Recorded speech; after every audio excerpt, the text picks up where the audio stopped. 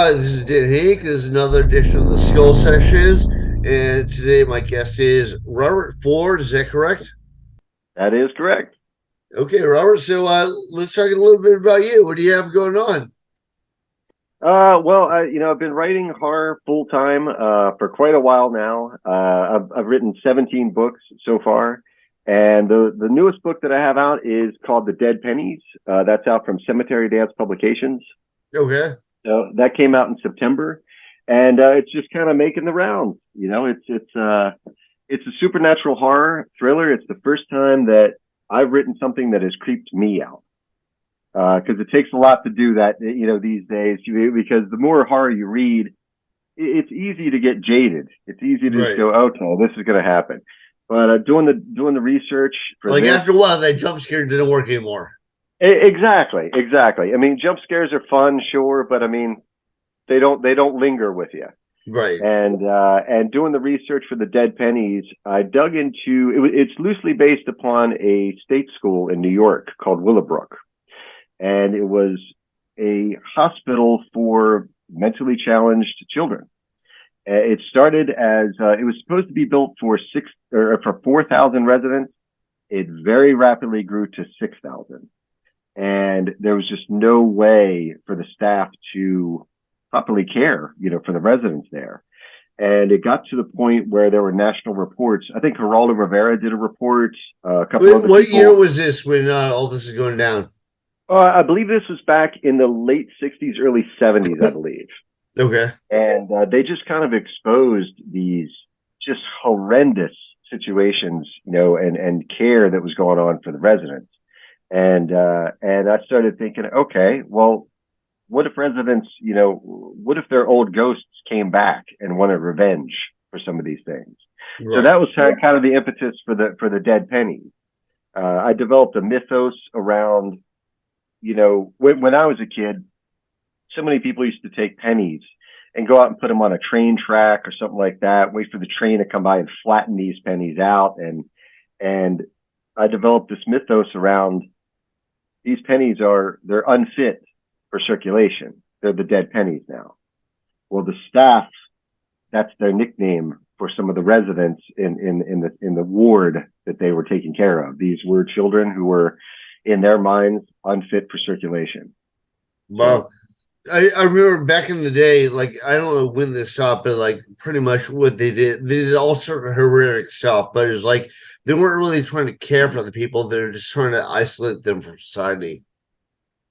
absolutely. Even to the point, I think it was more popular up in the Northeast. And there was I cannot remember the author's name right now, but he wrote a book called The Disappointments Room, Okay. and it was children who they may have been physically deformed, they've been mentally challenged for whatever reason. Some people in the Northeast, they built rooms in the house, and that's where they stored their kids because they were ashamed to have them out in Right. public instead of getting the proper care that they needed. So yeah, the research on it was some rough stuff to go through, but that's kind of where the kernel of the idea for the new novel came from. Wait, well, the further you go back in the day, the more that they fuck with people. Like H.P. Lovecraft, his mom used to say, "You're too ugly to leave the house." Yes, exactly. So I think she used to lock him in the closet as well. It's like, yeah, I believe. yeah. There's all sorts of screwed up stuff. Like, no wonder to keep with monsters and everyone's out to get you. It kind of makes sense. Right, But right. all right, so right now you're working with Cemetery Dance. Is that has that been your primary source the entire time? No, this is the first release I've had through Cemetery Dance.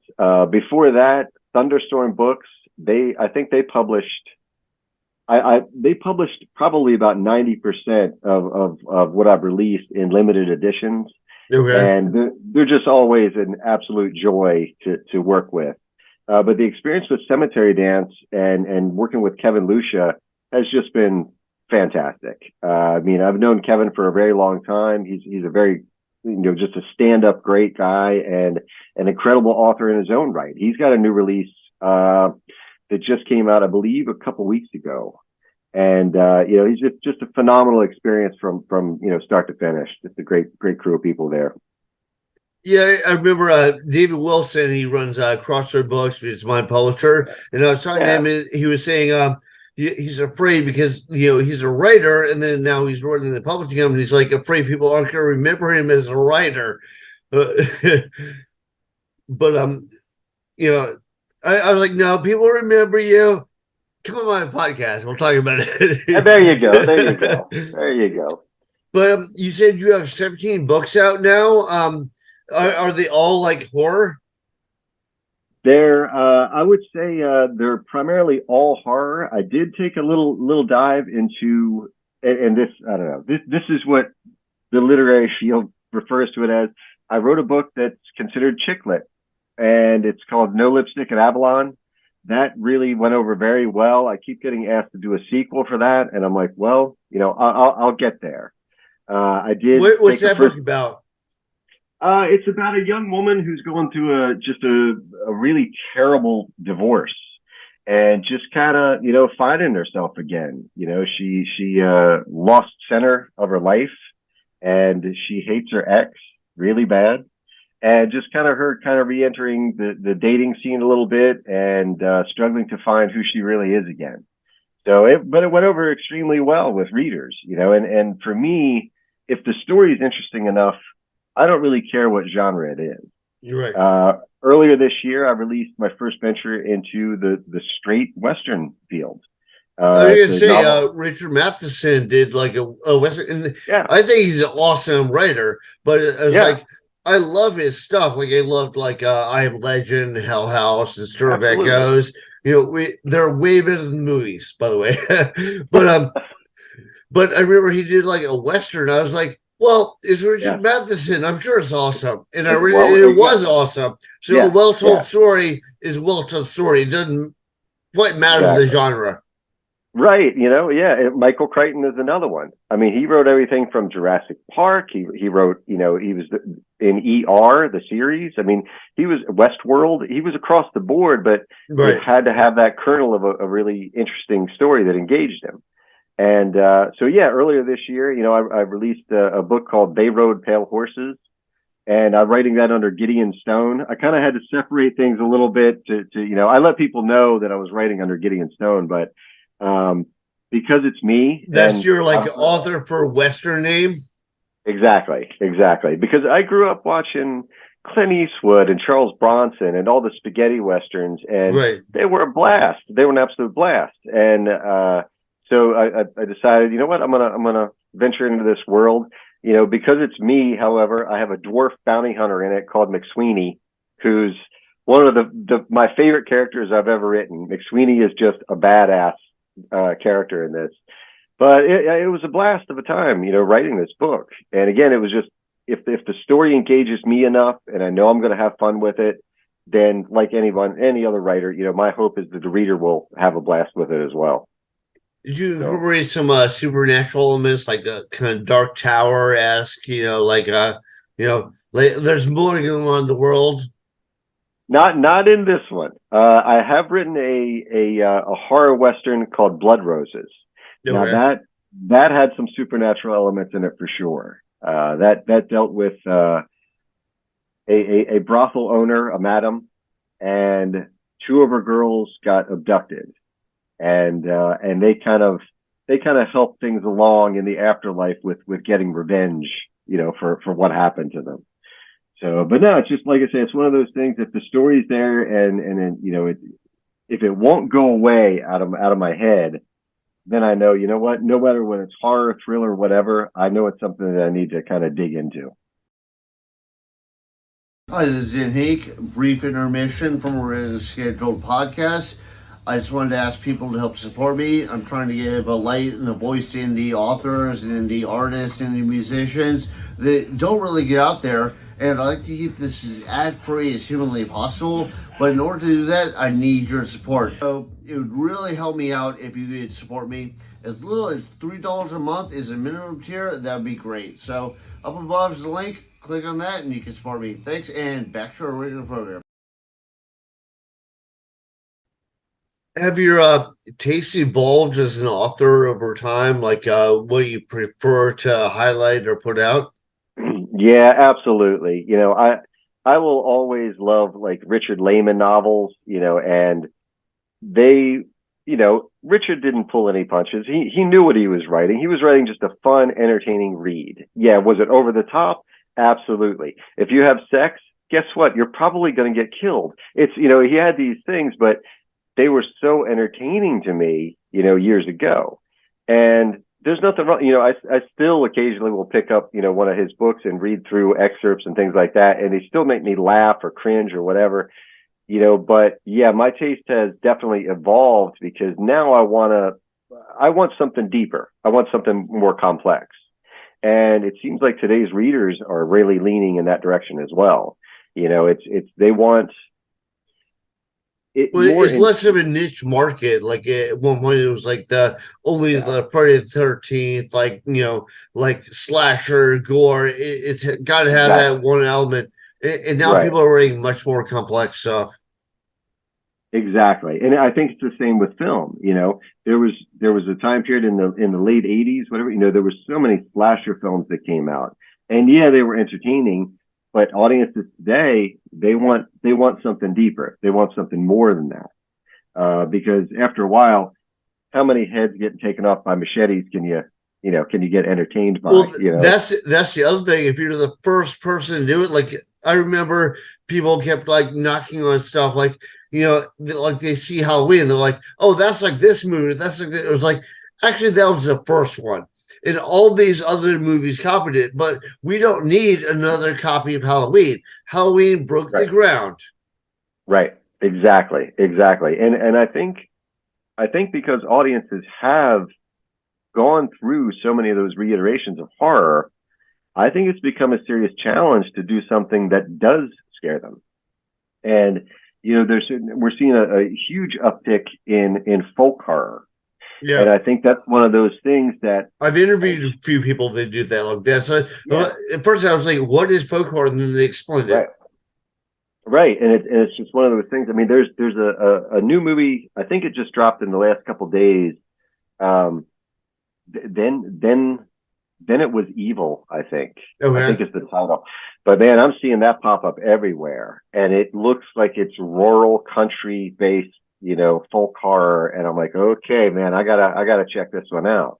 But there's so many writers who do that so well. John Bowden, I've written with John, I've collaborated with him. We're on our third book that we're working on together. But John Bowden is one. He does folk horror so well. I swear, I don't know. Sometimes John's voice, it feels like he listened to every old outlaw country music singer on 8-track, and somehow that bled into his blood, and he's got that in his system. But when it's done right, it is unnerving and it's very unsettling because I don't think people are used to that yet. They're used to, like you say, the typical tropes of four hikers, go out in the woods to a cabin or something like that. There's so many tropes that have occurred. The designation of folk horror are different, and I think it's just striking a nerve with people and shaking them, which is great to see. Well, I think whenever anybody comes to something new in the break the boundaries, and people are like, "What the fuck is that?" Like I remember the first time I Yeah, saw Texas Chainsaw Massacre, and I was like, "They are so screwed up. What is going on?" But then everybody's copying them. I'm like, "Oh, really? Come on, just yeah, stop it. Come up with something new." Like when that came out, it was exactly, new, absolutely, absolutely. And that when I first saw the original Texas Chainsaw, I thought which is still it the it best one. oh, hands down, dude. Yeah, No, it really, when that movie was over with, I remember feeling chills. I remember the hair up on my arms, and I felt just so unsettled. I felt almost voyeuristic, like I shouldn't have watched what I just saw. It really unnerved me. And at the time, I was like, that's what horror is supposed to do. It is yeah, supposed to unsettle you. And it really, and The Exorcist was the same way. Holy shit. When I first saw that film, talk about, like, I walked away. I wasn't religious growing up, but I remember, man, there was something about that flick. It just scared the hell out of me when I was done. I was like, I feel so unsettled right now. But it's one of those things today I look at and I know that it's controversial back and forth. You know, some people are 100% for it, some people are against it. Is trigger warning. You know, What the Exorcist? yeah. Well, no, just in general, trigger warnings on novels, on films, or whatever. And I'm like, well, you know, I get it. I get it that people want these things, but on the other hand, if you're getting a heads up that this contains this, it kind of takes away the impact of things because you're expecting those things now. You know, in the past, man, it's horror. If you pick up a horror novel or you pick up a horror movie or you watch a horror movie, guess what? You should be aware wading into this. There's something in this that is probably going to fuck you up if it's done right. And you know that is the argument back and forth that I have a tough time. I've only written one book that has a trigger warning, and I think I went back and forth on that for a long time. But in the end, I decided What was to go the ahead. trigger warning? Like, was it just like might be offensive to some, or did you spell out? Well, the book that I wrote a trigger warning on was a novel of mine called Burner, and it deals with human trafficking, sex trafficking. It has drug references. It has basically every trigger warning that you can imagine happens in this book. And to date, it's been my best-selling book. It still sells tremendously. A reviewer earlier this month she came across it by accident, and she said, "This is the most terrifying book I've ever read." And I was like, you know what? I'll take it. You know, but the research into that, the case studies that I read, the documentaries I watched, the real life, you know, information for that, I had probably 10 to 15,000 words in the novel that I cut out when I was done, because the crazy thing is those words that I cut were based upon real life case studies. But you figured it was a little too harsh? To me, it felt like it was over the top. Right. Like people would read that and go, well, that's unbelievable. That the crazy thing is, those are the parts that actually did happen in real life. You know, yeah, no, I feel like that happens a lot. Yeah. Yeah. So, but no, Burner was just, it's a hard hitting, psychological, emotional book. But so far that's the only book I've included a trigger warning on. And again, I go back and forth on it because I think when people wade into picking up a horror novel or watching a horror film, you have to expect that there's something that's supposed to unsettle you or, you know, rattle you. And I think that's what good art does. I mean, I looked at, you know, and by the way, dude, you are no joke as an artist. I looked over your prints. I looked over your tattoo work. You know, I was like, holy shit, like you're no joke, man. You got some skills there.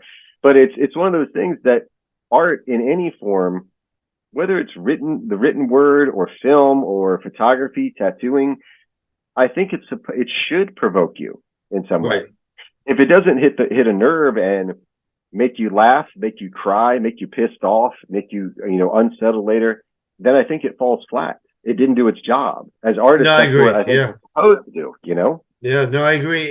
And it's kind of proven over time. It's like, it's kind of funny how like all these people that come up with all these conservative limitations don't understand, but it's like every time that you put like a label or, you know, a warning on something, it sells better. Everybody loves it. Like the whole reason why Cop Killer became like a bestseller. It's not that great of a song, but it became a bestseller because you had a what was it? Who was it? That was holding it up, was saying, "Oh, this is horrible. Nobody should buy this." The minute you say that, everyone buys it. Absolutely. Was that? I might get this wrong. Was that Janet Reno for some reason? I forget who it was, but.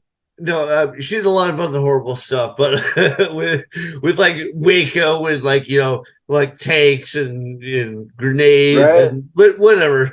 Remember it was the same thing. 2 Live Crew, as nasty as they want to be. Oh yeah. They had to put the sticker over it and banned it, you know, and then it was banned in the USA, you know. And once it's banned, it sells twice as much. Yeah. Absolutely. I was in college in Philadelphia, and I was living there when American Psycho when Great they tried to novel. bend that. Great novel. Yeah. Absolutely. And I remember, man, it exploded the headlines. This book should be banned. It's, whatever. And I immediately walked down to South Street and bought a copy Of right course. away. Yeah. I'm like, and I read it and I was like, holy shit. Like, it floored me, blew me away. Yeah. I understood why it was making so much, headlines, but at the same time, I'm like, come on, It's so, I think what a lot of people didn't see at the time is it's very intelligent because it's an analysis of that kind of character and how narcissistic they are, where people are just like, oh, it's horrible. There's all this violence, Yep. You didn't read into it. No, exactly. And I think like with anything else, that's an evolution. I mean, if we look at, well, there was a cop procedural show, and it had that guy David Caruso on it, the red haired actor, and his cop partner was kind of a heavyset guy. And I remember there was a scene, and this was on regular broadcast TV. There was a scene where he got up out of bed and showed his bare ass on television, and everyone was like, "Oh my god! Like, Right. Holy shit, that happened!" Now people don't blink twice at that. Now you have Game of Thrones with like people walking around half naked. Yeah. Yeah, and on broadcast TV. And I think it's that evolution. I don't know if it's a good thing or a bad thing, but we're I don't our think media, I don't think exposing people to anything is a bad thing.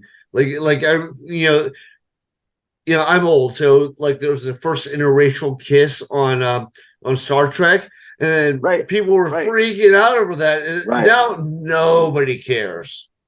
But No, that was great. Like just it breaks the boundaries. It exposes like absolutely. first it's like, wow, that's really controversial. Now not even because it's already been done. Exactly. But it does the other side of that is what will be controversial. Right. What's next? Right. And I don't think anybody's got the answer for that. I think in a lot of ways, artists, I know artists today, writers especially, that they have an idea for a book, but they're scared to actually write it. Okay. They're scared to write it because they're afraid of the potential backlash that it could happen later on. And I get that fear, but at the same time, going back to what I said earlier, I think the job of any creator, of any creative, no matter what they're doing, I think they should provoke people with their art. If it polarizes the community and says we hate it, and then the other half says we love this, it's the best thing of. Okay, then you know what? You've done your job. You've provoked someone. You've created something that is going to last. I think that's what we should be doing. I always find it weird too, because people like they'll look at your stuff and go, "This is my favorite," and like, really?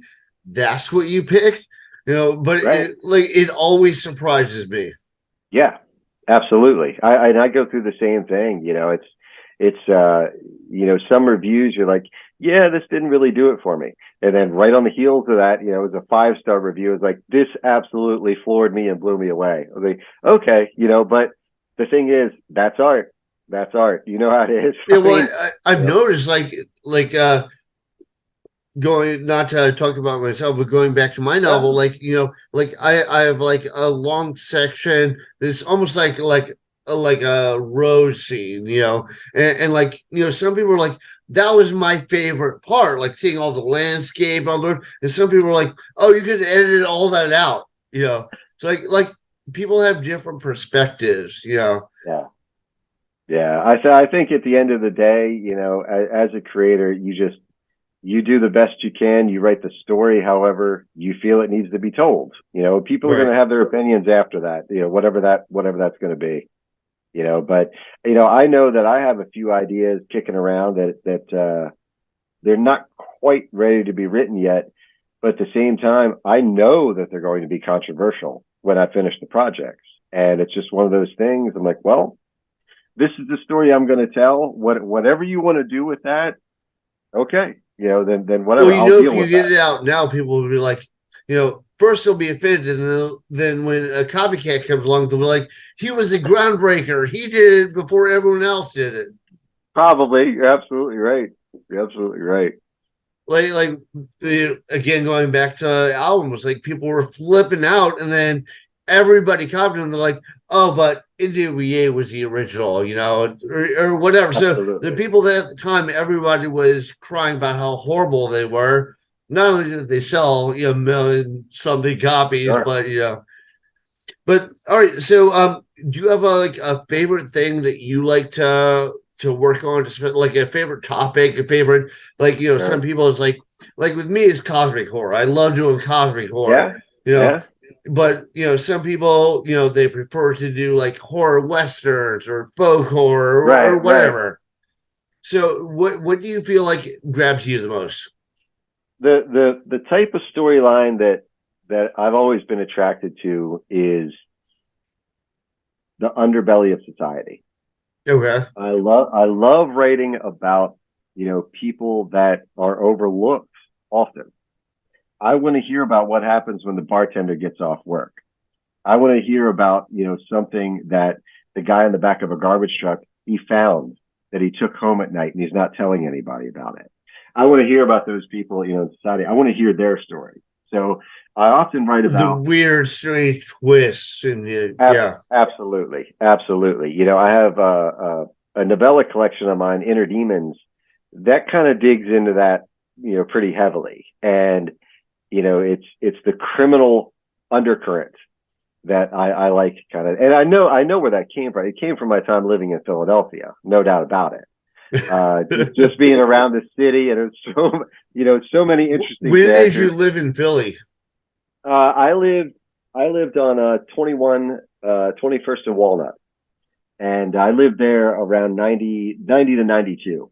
Okay. So yeah, I was right in the thick of things. And Yeah, I lived before in Philly, that, but much later. I lived in yeah, 2014. Yeah. okay, all right.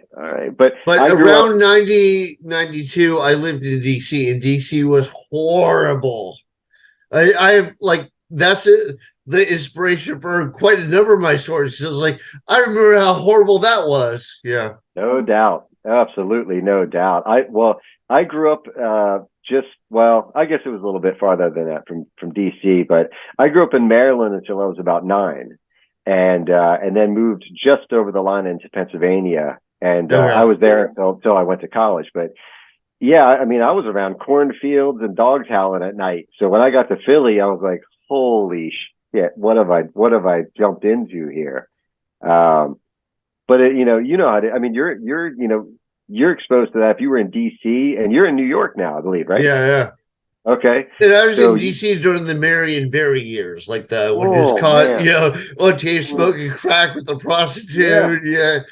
Like Oh, I remember they right as I left, I moved to New York in 98. Right as I left, they busted 12 cops who were, they're cracking down on coke dealers in that whole warehouse where they're storing it and reselling it.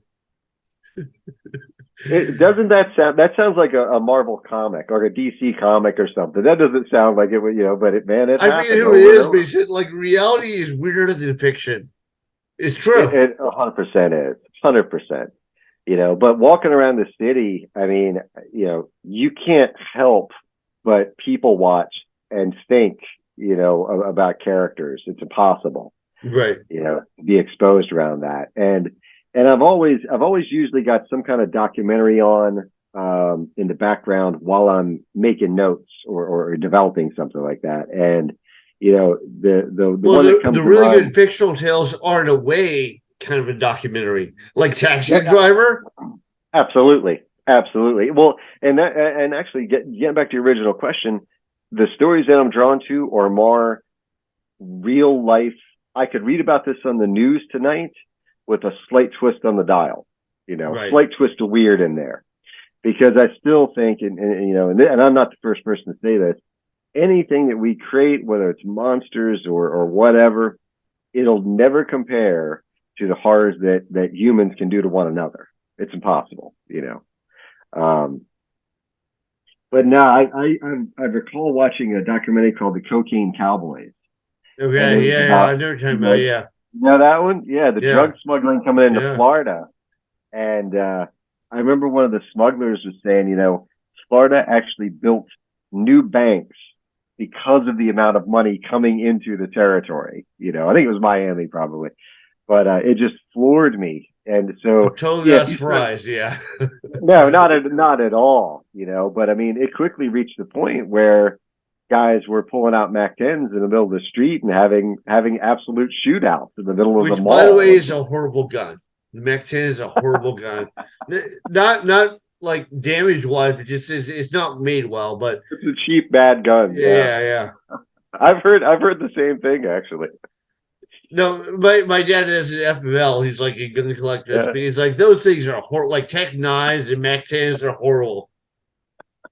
I couldn't believe that. But no, that kind of tale is always what intrigues me. And and as a writer, as an artist, even what it's like. It's like it always starts with something and it ends with what if? What Right. if this happened? Right. So Well, the best people, and we brought this up previously, like the best people, they can turn anything into something really interesting. Like I'm a big fan of Neil Gaiman, and Neil Gaiman, I mean, he could talk about a piece of thread, and it would be, interesting and amazing.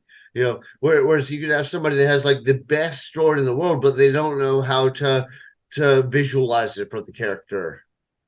absolutely, absolutely. I 100% agree with that. And Gaiman is that guy is in a class on his own. I Right. mean, he truly, truly is.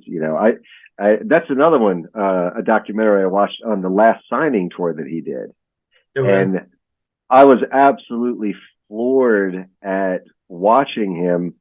At the end of the day, he would stay at the signings until the last fan. He took care of the last fan. It didn't matter how long it went on. Yeah. No, And at the I met him like back in '91 when he like did you looked super. really? He was doing Sandman, and I wanted to be a comic artist, so I wanted to bring my Yeah. storyboards.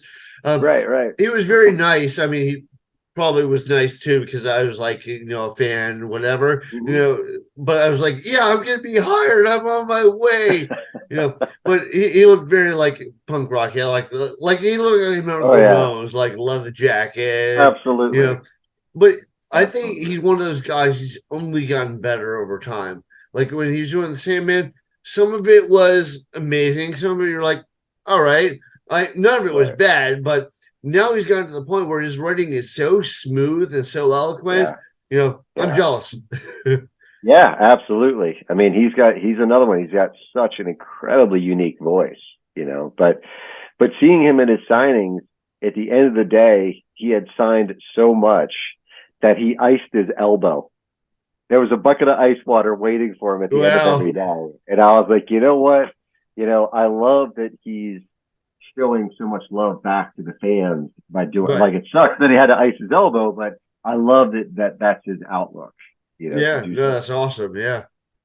Yeah. So right now, like you probably don't like have to ice your elbow from signing books all the time. But right now, what you're working on mainly like novels or short stories? Are you working on any screenplays? Yeah, what do you have going on? sure. I've definitely explored screenplay writing, years ago. HBO had a competition called Project Greenlight, Okay. and it was headed up by Matt Damon and Ben Affleck at the time, Okay. early on. And I had never explored writing a screenplay before, but I had this idea and I kept kicking it around. And I found out about this competition. I had a month of time for the deadline, and I'm like, you know what? Okay, cool. I'm doing this. And at the time, I was running my own ad agency, and I was working just a ridiculous amount of hours. So every night about 10 o'clock, I would shut off the client work that I was dealing with during the day, and I would work on this screenplay. So I got the final screenplay. I got it done in about 26 days, and I was like, all right. I waited 2 days, read back through it so I could get a fresh eye and see if I had to tweak something. Yeah, and I changed some things, submitted it in, and I think they got something like 4,800 submissions, and I made it down to the top 500. Oh, And nice. Yeah. that was like every week I was getting those emails going, congratulations, you've advanced to the next round. And man, after The the third or confidence fourth, booster, yeah. it was a confidence boost, but I'll tell you, after the third or fourth week, yeah, that made my heart beat faster, getting that hit. So, but no, I explored that with a couple other screenplays. I've gotten close to production a couple times, but the my late friend JF Gonzalez, he once told me, until you see it on the DVD cover, until you see the movie poster or it's Right, in the theater, do not ever believe that this is going to happen. right. Just continue working forward. Don't believe it's ever going to happen. I was like, you know what? I don't even view that as pessimistic. I'm like, that's realistic to me. Okay, I That got is it. realistic. I know so Well, many people that they got optioned and like some of them even got very far, but they get picked up. yep, exactly, It's just exactly. that's the So way it happens. Yeah. exactly. So, but I did over the past 6 months, I did convert my novel Burner into script format, and I'm actually almost finalizing a screenplay Bible to include to that. So, it's time I dipped my feet back into those waters a little bit. But primarily, I'm working on novels right now. When I finish a big project, I do throw out a short story or two in between, and I kind of view that as a palate cleanser to kind of get rid of the luggage that I carried around developing the novel. And no, I've got a couple things that I'm working on, collaborating with people right now. The closest one that I'm almost done with is the new one with John Bowden. That'll be the third in what we've been calling the Knuckle Bucket Thang series. And working with John is just a blast. I mean, I adore the guy, and it's just I never know what to expect when I get a new chapter from him.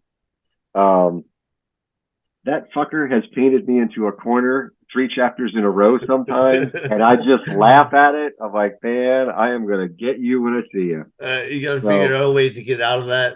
yeah, that old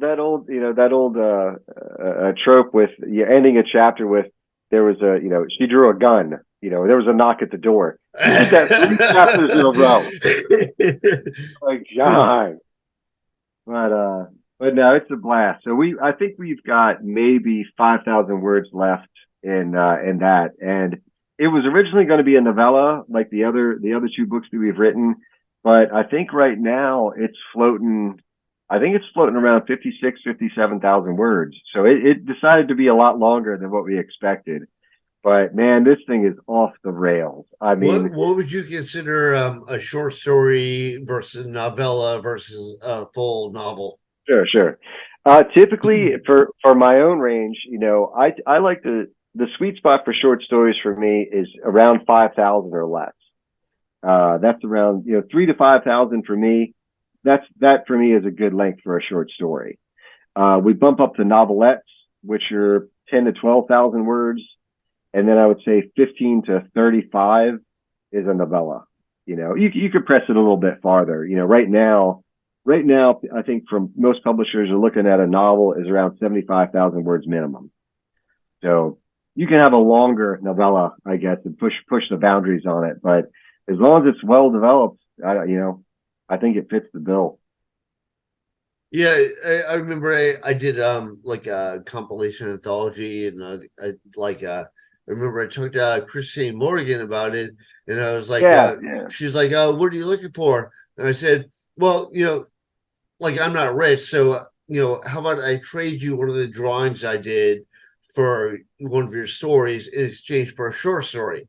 She's like, Okay. okay, and a bunch of people were down, like Jeff Sayer was down, Yeah. a bunch of people, Robert, who else? Like a bunch, Patrick C. Harrison, all these people were down. Yeah, Patrick. Yeah. So, so she goes, "What are you looking for?" I was like, I'm thinking like 30,000 words. She goes, I hope that's a mistake. I was like, oh, is it? It's like, so like the format for short stories is usually about 3 to 5,000 words. Yeah. And like I was like, okay, let me adjust this. But yeah, no, she entered, it was a great entry. I told her like I did an edit of everybody's stuff. There were a couple people that were like so tightly edited that I do very little. Like Yeah. Chrissy Sure. Morgan's was like that. Jeff Oh, Strands was like that. Um, yeah. Ryan C. Thomas was like that. You know, Right. there were a few people who were just like, you know, I don't even really have to touch it. Well, both, and I adore Christine. She writes some of the most fucked up shit that I've ever read, but I love her to death. You know, but her and Jeff, you know, as well, they've been doing this a while. So yeah, when they're ready to submit something, I can imagine it is pretty finely tuned. That, you know, that there's not a lot left to deal with when it gets into a publisher's hands. But now they're fantastic writers. I love those guys to death. Yeah, very cleaned up.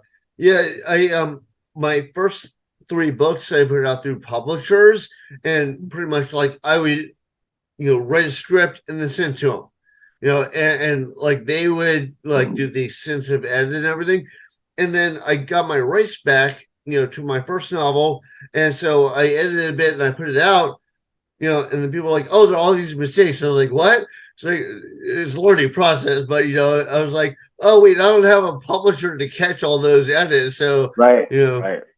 Right. And well, and you know, it's definitely been a challenge or a change rather in the publishing field. You know, 10 years ago, if you self-publish something, man, you were looked upon like a leper. I mean, like, right, oh, you yeah, weren't yeah. good enough. You weren't good enough to get traditionally published. You Just know, but Shannon said that with the ebooks too. Yeah, yeah, no, 100%, you know, but now it's like if somebody self-publishes and goes through the process, if they go through the process of getting someone to edit it and they develop, you know, whether they do it themselves or hire a designer to do a really nice looking cover, you know, no one cares, you know. I read, you know, through email blasts and various things, self-publishing, you know, authors that have really exploded because they've paid attention, they've gone through the process, you know. But the challenge on Amazon is because they have made it so easy, how do you set yourself apart? You know, because every day there is just a boatload of new titles that are being published. So it's the competition, I think, is so much more than it used to be years ago. Um, and I that's guess always you been got a to find struggle. some way to like get yourself out. Like Jeff Strand did Yeah, rerun of Technical Tomatoes. He does TikTok, yeah, you know, videos where it's like getting pelted by tomatoes along the book and stuff. exactly. Exactly. You know, exactly. And social media is another thing. You know, it's what has become really aggravating to me is if I am promoting an event, I need to promote it on so many platforms right now. And if I'm doing it like a book signing and I'm with a group of other writers, their names might not be the same on those platforms. So Oh I need to go yeah. one by one by one by one and figure out who the Find hell I'm adding. them to like tag Yeah, them or whatever. Yeah. yeah. So that's become just a nightmare to do anything like that. And it's, you know, but publishers are relying more on the authors to market Oh their own yeah. work. Yeah. Definitely. Yeah. You know, some of them even ask, you know, ahead of time, what are you going to do to market, you know, your work that comes out? And I think, I mean, today it's a fair question, but that's something most authors, they never had to worry about that in the past, you Right. know. Well, So I remember I was like reading Stephen King's on writing thing. And he's talking yeah, about like when he was initially the first what was the first book they picked up? Carrie was his first. Carrie was first, yeah. Yeah. But he said like they called him up and they said, you know, yeah, we're writing you a check for $250,000. He's like, what? Can you repeat that? You know, which I'm sure Yeah. was, you know, especially back then was an amazing amount of money, you know. Yeah. But it's like he probably the script sent to the publisher and they took care of everything, the Yeah. marketing, the Oh editing, yeah. everything. Yeah.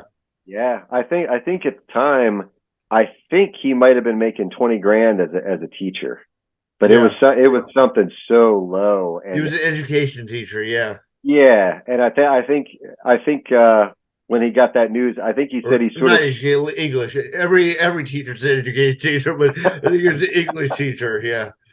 yeah, but I think I remember reading that, and I think he said he sort of slid down the wall, Yeah, you yeah, know, yeah. thinking about this, you know.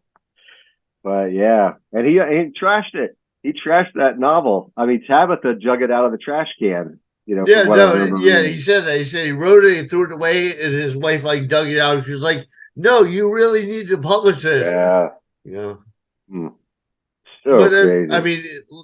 mean, like I said, like people always think your best thing is like not what you'd imagined was your best thing. Yeah, absolutely. Absolutely. And you just never know what's going to hit a nerve, with Right. people. And, and that's why I think, people say it all the time, don't write for the market, write what intrigues and inspires you. And I think that's some solid advice, whatever story engages you and you're like, yeah, I really have to freaking write this story. All right, stick with that. Well, not Whatever to else mention, happens, if all you right. write for the market, by the time it comes out, the market's somewhere else. Yeah, it's gone. It's already changed, you know. And the people who really So make a difference do something original and new. And at first, it's hard to get it across, but once it gets across, it blows up. absolutely, absolutely. And I keep wondering, for a while, vampires were just huge in Right. fiction and in film. And then it shifted, zombies returned, and and Yeah. now they've exploded. Now it seems like they're fading down a little bit. So it's like, all right, what's next? What's But I think you what's need next? the talent right. Like Anne Rice did such a great job with vampires, and people are like, "Well, vampires have been around forever, but this is new and different." And then Right. everybody copied her, or Exactly. George Romero did, Night of the Living Dead and Dawn of the Dead, and people were like, Mhm. "This is such a great take." And then you Yeah. had all these crappy movies like Shockwaves and Zombie Lake, and yeah, Right. which I've seen all of them, but they're horrible. Yep. There's a new one that just came out called Herd, Okay. Herd, and the trailer looks good. I haven't watched the flick yet, but the zombies in that, it looks like they have weird growths on their face. Oh, have They you look seen a The Last little of alien. Us? Have you seen that show, The Last of Us? I thought it was great. I thought it Yeah, was I great. loved it. Yeah. I And played the video game too. and here's an aside, a real quick aside. It's like, so I was to a guy, he's a very you know, super Trumpian patriot. Like he got a Grim Reaper, but the Grim Reaper's cape is like an American flag, and he's holding a 50 caliber gun.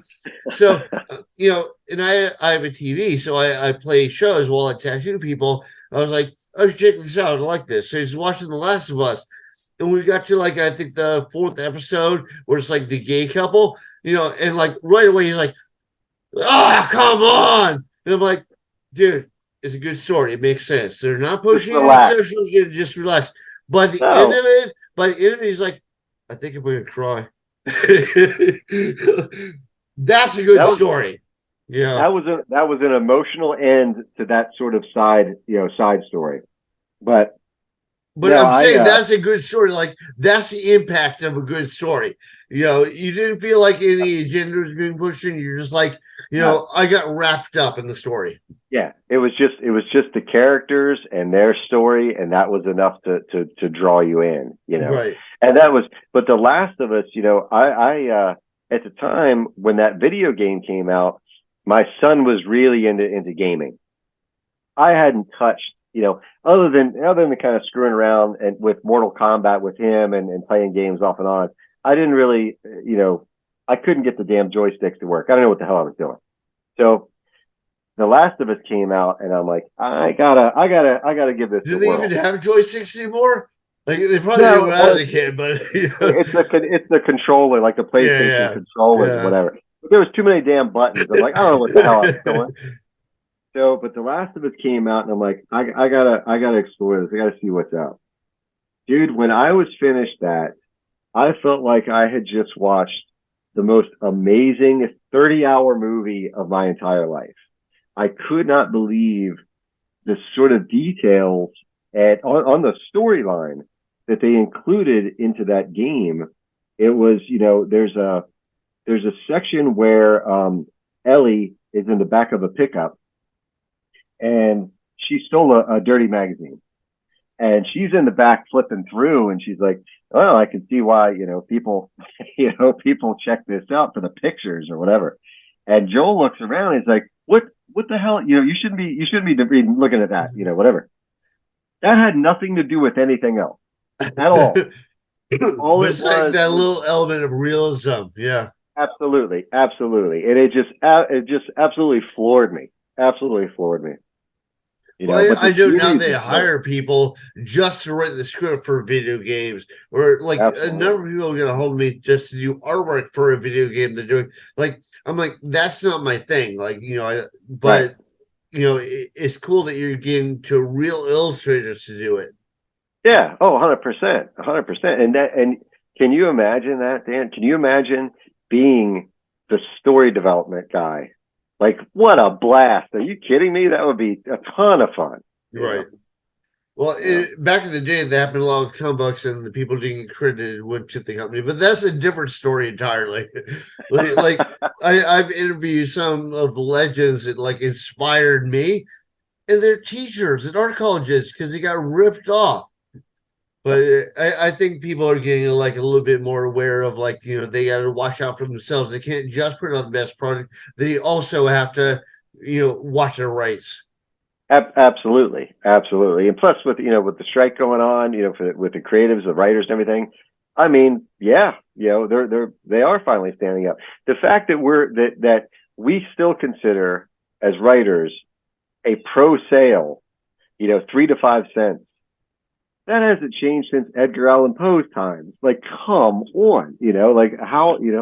So that's one of You the main died in reasons. gutter, by the way. But go Yeah, ahead. yes, but that's one of those things that I look at today. And I do short stories, for anthologies or publications like that. But those are the palate cleansers. Those are icing on the cake for me. It's Right. the novels and novellas.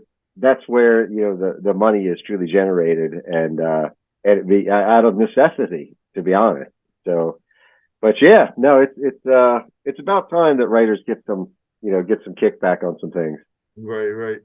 Yeah. Well, everyone seems to be getting kickback. It's I definitely agree it's time for the writers too, but like the musicians are getting more now. Like Yeah, artists when they do stuff are getting more now.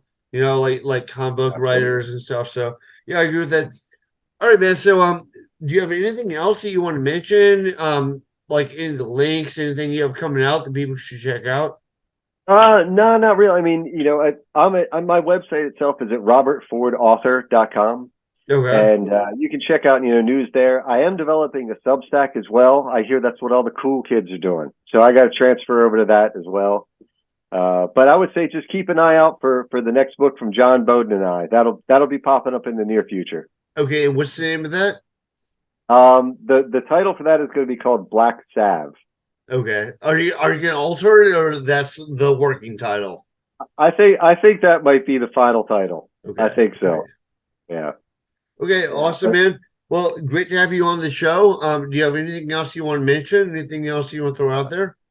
No, just I really appreciate you having me on. It's been a blast talking with you, and like I say, anybody who is interested in a good creepy ass read, go check out The Dead Pennies by Cemetery Dance Publications. Okay, awesome. All right, man. Thank you. We'll wrap it up with that.